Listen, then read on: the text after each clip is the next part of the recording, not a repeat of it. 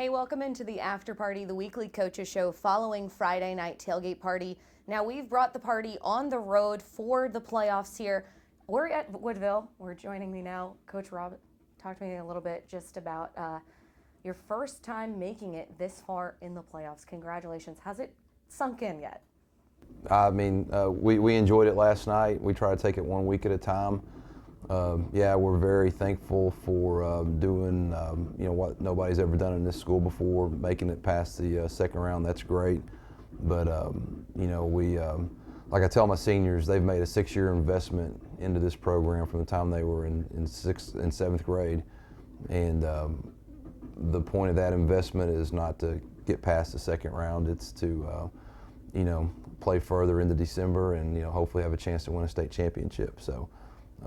While we're proud with what we've accomplished, we're not satisfied, and we want to try to extend this season as long as we can. I mean, you ruined a team's perfect season. That's not an easy task. Talk to me a little bit just about that performance. They were a really good team. They were undefeated. They were averaging, I believe, 56 points a game. Their defense, I believe, was giving up less than 10 points.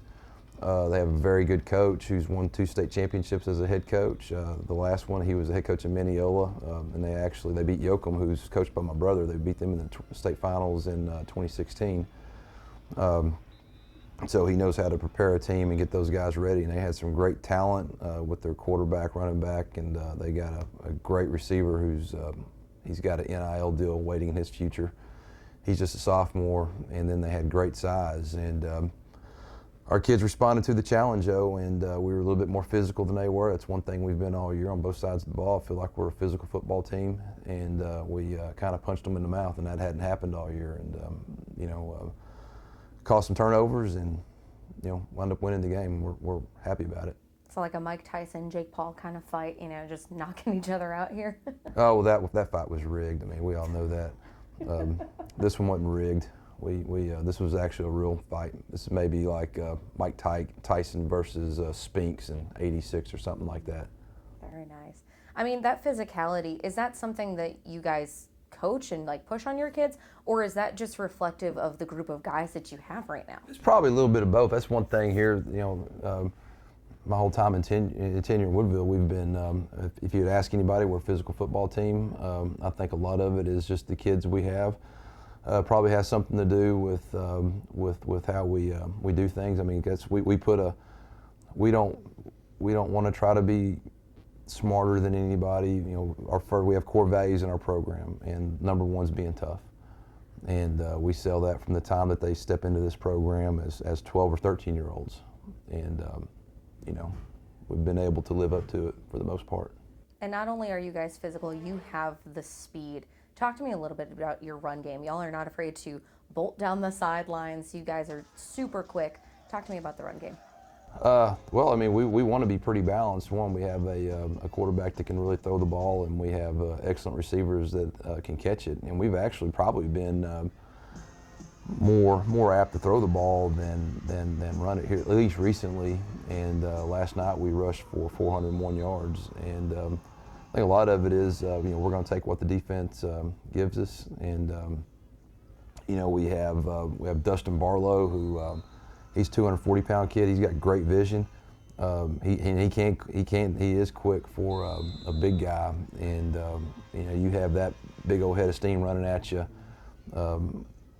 You got sometimes defensive backs may make business decisions and kind of step out of the way.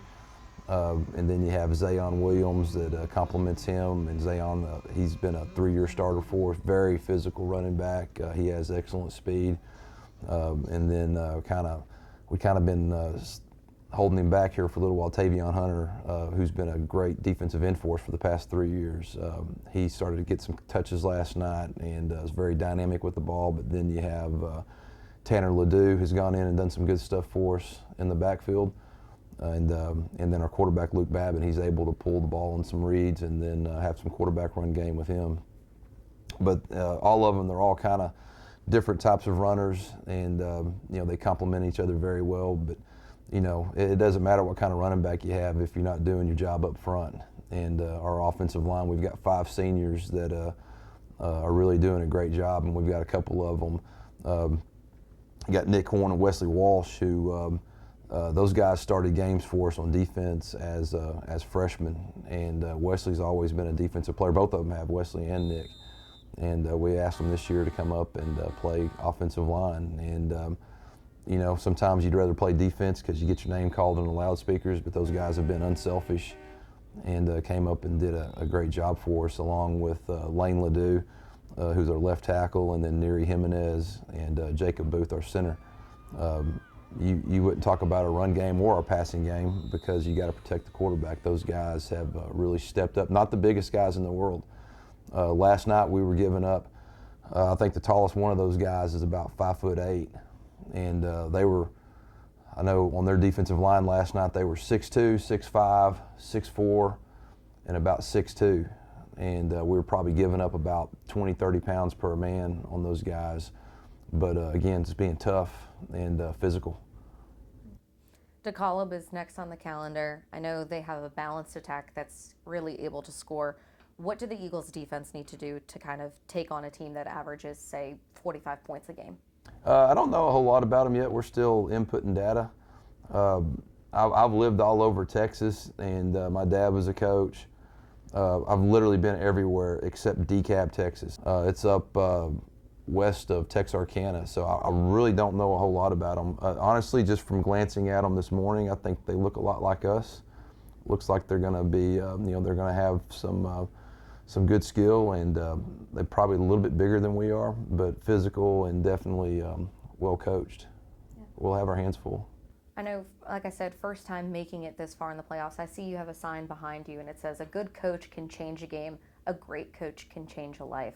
Talk to me, I know, just about the group of guys that you have and how they've maybe changed your life. Oh, that's one thing I tell those guys every year, you know. I think a lot of times those guys impact us more than them, and seeing some of the, you know, we've been through a lot with these guys.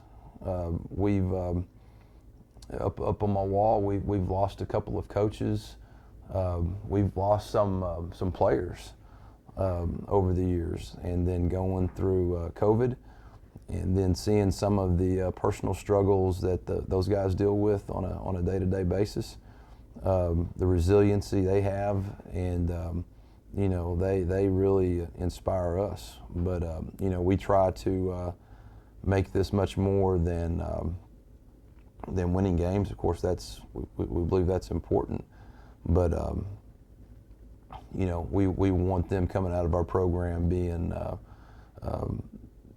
you know, not to sound cliche, but productive members of our society, but most importantly being good fathers and good husbands, and learning how to prioritize things, and you know, hopefully you know, seeking a relationship with Jesus Christ as well.